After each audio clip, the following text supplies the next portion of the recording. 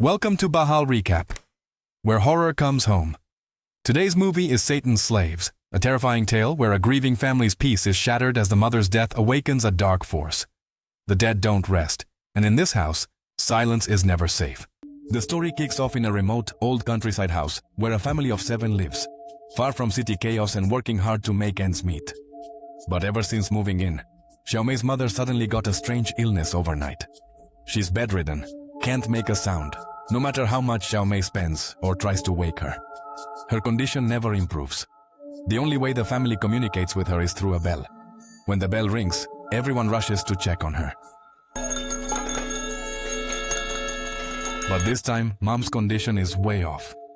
Her eyes are locked onto the ceiling, and she's making these guttural growls. It's like she's some kind of living corpse having a seizure, as if she's seen something horrifying. Xiaomei looks up suspiciously but sees nothing. For her, Mom's twitching episodes happened multiple times already. Even her brother witnessed something eerie while looking after their mom. One day, the second son was combing her hair, thinking maybe a gust of wind opened the window. He closed it, but when he turned around, Mom suddenly woke up with a terrifying stare locked on him. That scared the heck out of him. This is when the siblings finally realized something seriously wrong. Such a wild story, right? I gotta share this with my girl. Are you still watching alone? Why not try Tantan? It connects you with hot singles nearby. Alright, I'm off to find some cuties. So next morning, Xiaomei asks her dad if they can move out immediately. This house is way too creepy. But he doesn't give her a clear answer. Instead, late at night, he quietly sits by Mom's bedside. Thank you, Ai. Xiaomei watches quietly by the door, not understanding why Dad said that. But when she sees him slowly walking toward her, she doesn't push further.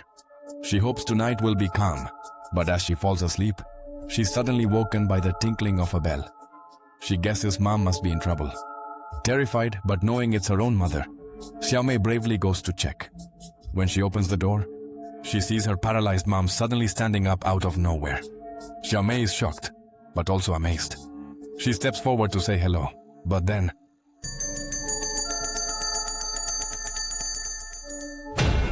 Xiaomei was so scared she couldn't even catch her breath. The shadowy figure in front of her slowly turned around, but just as half of the face was revealed, Xiaomei suddenly woke up. It was all just a nightmare. But no sooner had she sighed in relief than the bell from her mother's room rang out. Curious, she went to check, only to be horrified. The nightmare she just had was happening in real life. Worried that it wasn't her mother standing there, Xiaomei rushed to her bedside, only to witness her mother collapse suddenly and stop breathing. The family was devastated. Together with the villagers, they laid her to rest, thinking the strange events would finally be over. But this was just the beginning.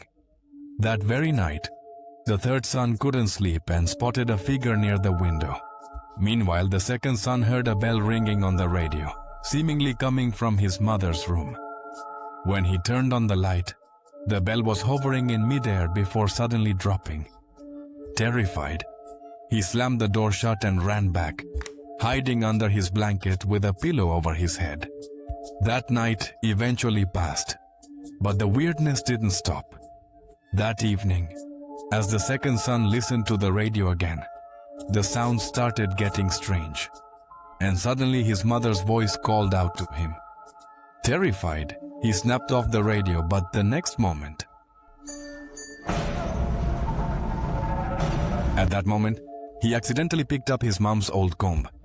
Nearby, a ghostly figure slowly stood up. Seeing this, the second brother quickly switched on the light, but the ghost vanished instantly. One strange event after another left the family exhausted, yet the eerie occurrences continued. Late at night, the third brother woke his younger sibling, disturbed by their mother's photo feeling too eerie. They tried to cover it with a white cloth, but as they pulled it away, a terrifying ghost appeared before them.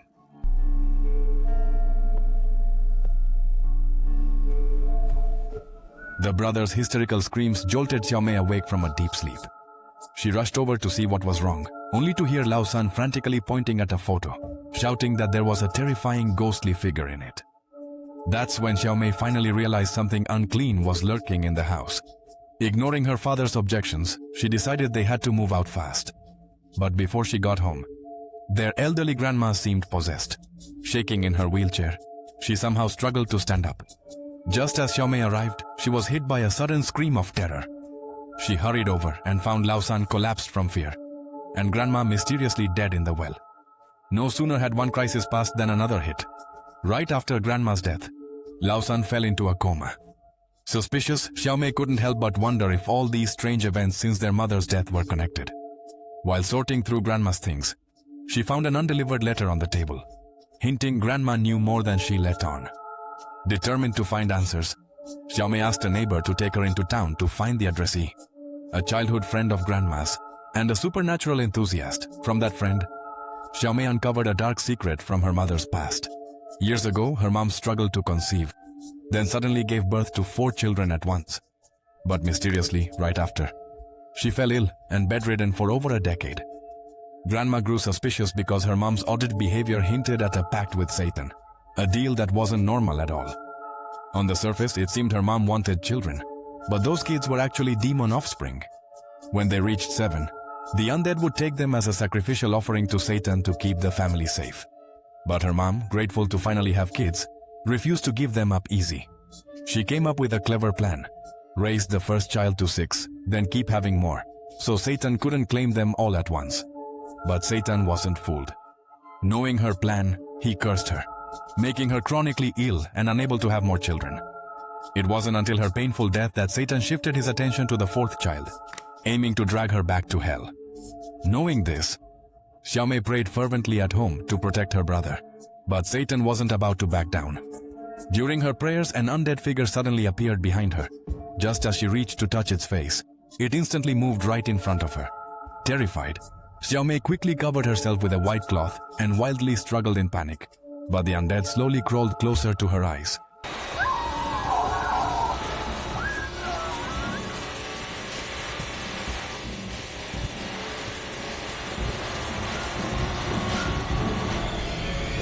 After witnessing a horrifying scene, Xiaomei grabbed her brother and hid at a neighbor's overnight, barely escaping with their lives. But as long as Lao Si stayed, strange events continued. No matter where they fled, the outcome was the same.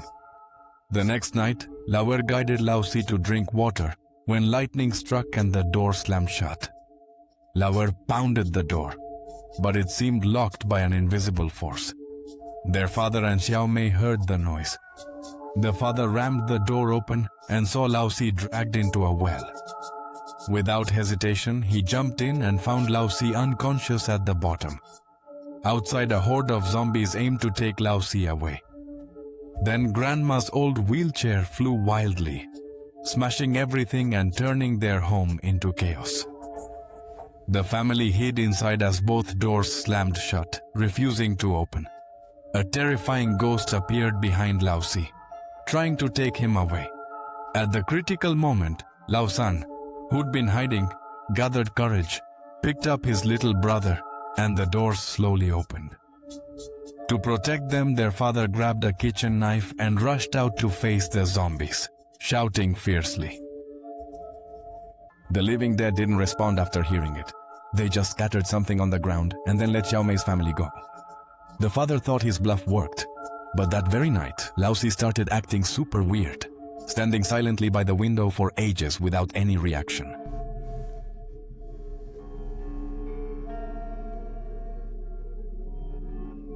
Old Four's face twisted into a chilling smile as he fixed his gaze on all 3 and slowly left the room. At the door, a cold laugh escaped him. Meanwhile, the father, who had been sound asleep, suddenly woke with a start. Turning around in shock, he saw a living dead lurking by the bed and fled in terror. Worried for Old Four's safety, he called the children to search. As they stepped outside, they found Old Four standing among the living dead in the nearby woods. The younger brother's dad had arrived alone, but there was no way the living dead would only take one of them, so they immediately launched a chase to capture the rest of the family. Some of the stronger ones ran inside and quickly locked the doors. Yet after 2.5 minutes, The living dead hadn't broken through. This baffled the father to no end. Then, he noticed the wheelchair on the floor and glanced at the mirror. That's when he realized it was Grandma's spirit that had blocked this fierce attack. Just then, Grandma's old friend suddenly drove up, and they were lucky to escape harm. After this ordeal, the family moved into a new house and started fresh, even making friendly neighbors. But behind this seeming peace lurked endless danger. On the neighbor's bedside table was a bottle of red beans, an item used by the evil cult, and the same stuff the living dead scattered on the rainy night. Yet Xiaomei's family never noticed it. And that's where today's story ends, a haunting reminder that the past never stays buried. If you enjoyed the chills and chaos, be sure to like, comment, and subscribe. This is Bahal Recap, where every story leaves a scar.